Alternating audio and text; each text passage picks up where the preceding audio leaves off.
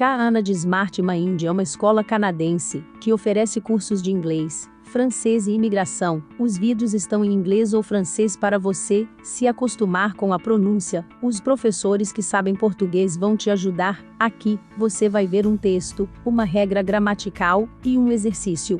Vamos embora.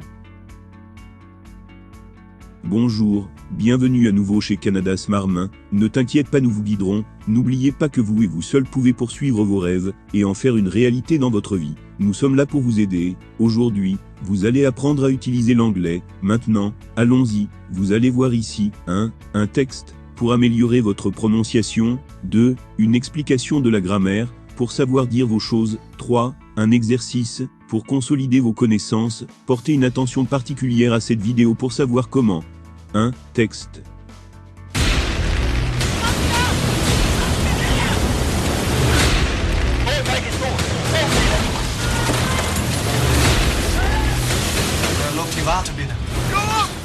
Alors que les pics de pollution se succèdent dans les grandes capitales européennes, une série vient réveiller la mauvaise conscience des téléspectateurs néerlandais et flamands. La première saison de ce feuilleton télévisé intitulé « Les digues lâches » raconte le chaos après une tempête extrêmement violente. Le pays, qui se trouve en grande partie sous le niveau de la mer, est alors submergé. Une fiction catastrophe qui a connu un immense succès à Rotterdam. Antoine Moutot. L'histoire commence sur une plage de la côte néerlandaise. Le vent souffle très fort lorsqu'une dame un peu dépressive vient se ressourcer quelques instants sur la digue au bord de la mer. Elle regarde l'horizon et c'est là qu'un kitesurfer retire son attention. L'homme est propulsé contre la façade d'un immeuble. Les passants courent pour lui venir en aide, mais il est déjà trop tard. La tempête du siècle vient de faire sa première victime, la première d'une très longue liste. S'ensuit l'évacuation d'une partie de la Flandre occidentale en Belgique, également touchée par la tempête. Aux Pays-Bas, le gouvernement est pris de court. Si nous évacuons pour rien les grandes villes du pays, nous risquons une crise économique sans précédent. Par cupidité, le gouvernement refuse de faire évacuer la population des régions menacées par la tempête. Seuls les plus puissants sont évacués à temps. La famille royale est encore à Wassenaar. Tu veux les faire évacuer ? Ce serait raisonnable, mais discrètement. Je ne veux pas que ça fuite. Entre-temps, face à la violence de la tempête, de nombreux Néerlandais commencent à paniquer et prennent la fuite. Et c'est à ce moment précis que tout bascule. Les autorités fluviales confirment à l'instant qu'une partie du réseau de digue numéro 14 vient de céder à hauteur de Katwijk. Très rapidement, les eaux envahissent le pays. La moitié des Pays-Bas et une partie de la côte belge sont engloutis.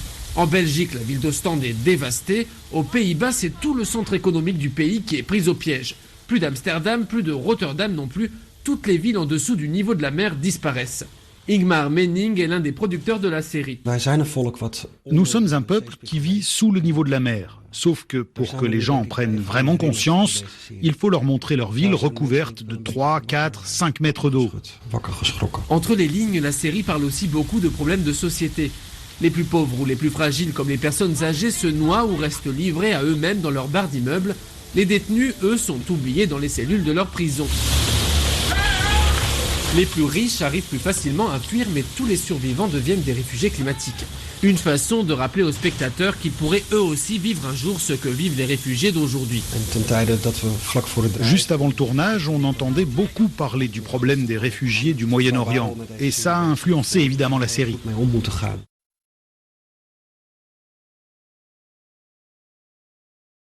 Agora você tem o texto, lembre-se de entrar em contato. Na descrição você tem o nosso contato. Maintenant, vous avez le texte. N'oubliez pas de prendre contact dans la description. Vous avez notre contact. Maintenant, vous aurez ceci. 2. Explication de la grammaire.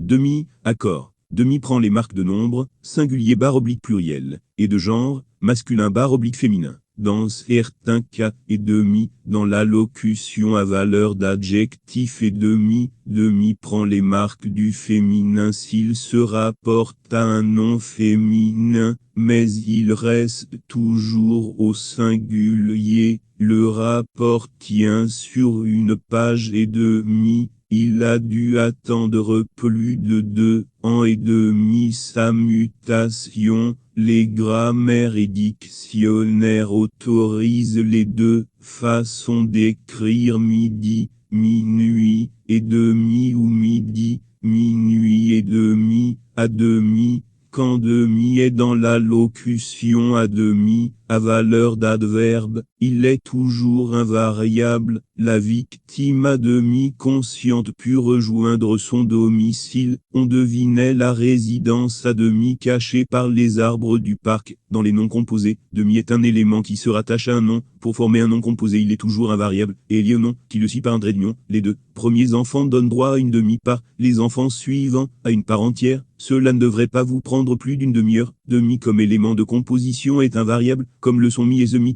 La langue littéraire utilise l'élément demi avec des adjectifs. Usage courant emploie plutôt mi-. La végétation de mi-endormi se réveille avec les premiers rayons du printemps. Demi n'est suivi d'un trait d'union que s'il est élément de composition. Une demi-heure, mais une heure et demie. Une demi-bouteille, mais une bouteille à demi pleine. Demi s'emploie également comme nom pour désigner une bière, une mallette, une demi-heure. Il prend alors la marque plurielle et se met au féminin ou au masculin, selon ce qu'il désigne. L'horloge sonne les demi, féminin, car il s'agit d'heures. Ils ont bu chacun 2 demi, masculin, car il s'agit de verres de bière.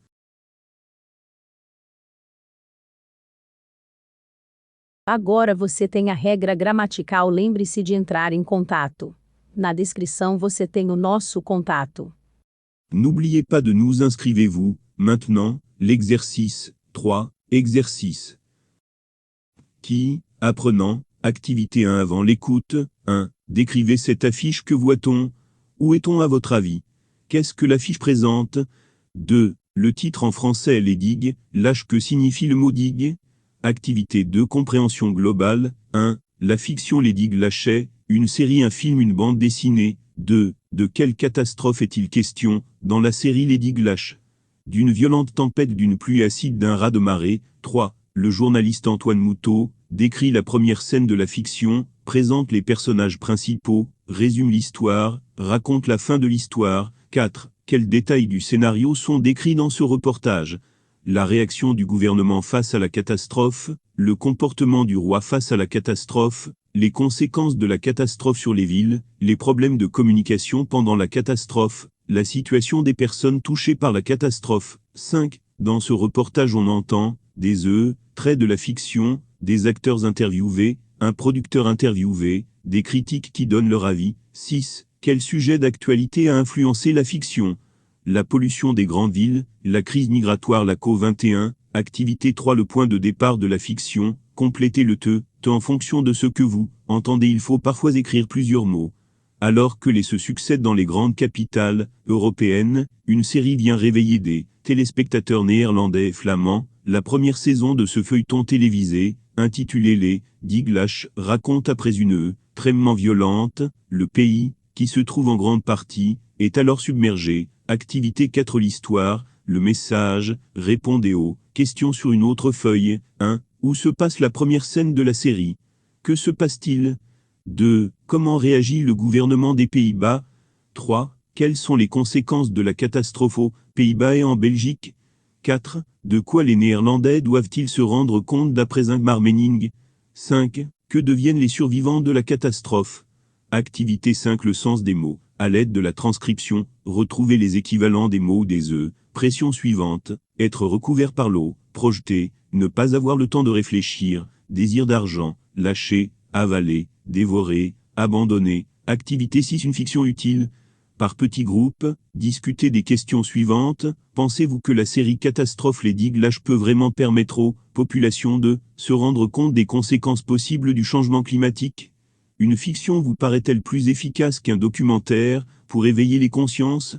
Activité 7, un scénario catastrophe. Par petits groupes, imaginez un scénario catastrophe pour sensibiliser aux conséquences du réchauffement climatique. Pliquez l'histoire et décrivez la première scène à la classe. Pour vous aider, suivez les étapes suivantes. Imaginez une catastrophe naturelle liée au changement climatique qui fera l'objet de votre scénario. Où a-t-elle lieu? À quelle époque? Cherchez 5 ou 6 mots de vocabulaire liés à ce type de catastrophe. Inventez des personnages qui vont être les protagonistes de cette fiction. Imaginez un titre pour cette fiction. Corrigez. Activité 1, mise en route. 1. On voit des immeubles typiques des Pays-Bas ou des Flandres engloutis sous les eaux. la pluie tombe très fort et un panneau de circulation est presque englouti. Le titre original est en néerlandais. 2. Une digue est un barrage qui retient les eaux. Activité 2. Compréhension globale. 1. La fiction Les digues lâchaient, une série. 2. De quelle catastrophe est-il question dans la série Les digues lâchent? D'une violente tempête. 3. Le journaliste Antoine Moutot décrit la première scène, résume l'histoire. 4. Quels détails du scénario sont décrits dans ce reportage? La réaction du gouvernement face à la catastrophe, les conséquences de la catastrophe sur les villes, la situation des personnes touchées par la catastrophe. 5. Dans ce reportage on entend des traits de la fiction, un producteur interviewé. 6. Quel sujet d'actualité a influencé la fiction? La crise migratoire. Activité 3. Le point de départ de la fiction. Alors que les pics de pollution se succèdent dans les grandes capitales européennes, une série vient réveiller la mauvaise conscience des téléspectateurs néerlandais et flamands. La première saison de ce feuilleton télévisé, intitulé Les digues lâchent, raconte le chaos après une tempête extrêmement violente. Le pays, qui se trouve en grande partie sous le niveau de la mer, est alors submergé. Activité 4. L'histoire, le message. 1. La première scène se déroule sur une plage de la côte néerlandaise. Un kitesurfer est projeté contre un immeuble à cause de la tempête. Il est la première victime de la catastrophe. 2. Aux Pays-Bas, le gouvernement est pris de court finalement. Il refuse de faire évacuer les populations en danger pour éviter une crise économique. 3. La moitié des Pays-Bas et une partie de la côte belge sont engloutis. Ostende est dévasté. Aux Pays-Bas, c'est tout le centre économique du pays qui est pris au piège. Amsterdam et Rotterdam disparaissent sous la mer. 4. Ils doivent prendre conscience que leur pays se trouve en grande partie sous le niveau de la mer. 5. Les survivants de la catastrophe deviennent des réfugiés climatiques. Activité 5. Le sens des mots. 1. À l'aide de la transcription, retrouvez les équivalents des pression suivante. Être recouvert par l'eau submergée, projeté propulsé, ne pas avoir le temps de réfléchir, être pris de court, désir d'argent, cupidité, lâcher, céder, avaler, dévorer, englouti, abandonner, livrer à même. Agora você tem o exercício. Lembre-se de entrar em contato. Na descrição você tem o nosso contato. Maintenant, vous avez de l'exercice, nous serons ravis de lire vos commentaires sur cette vidéo. Merci beaucoup d'avoir regardé cette vidéo, et assurez-vous d'être en contact avec nous. Continuez à écrire votre histoire, je vous verrai au prochain. Au revoir.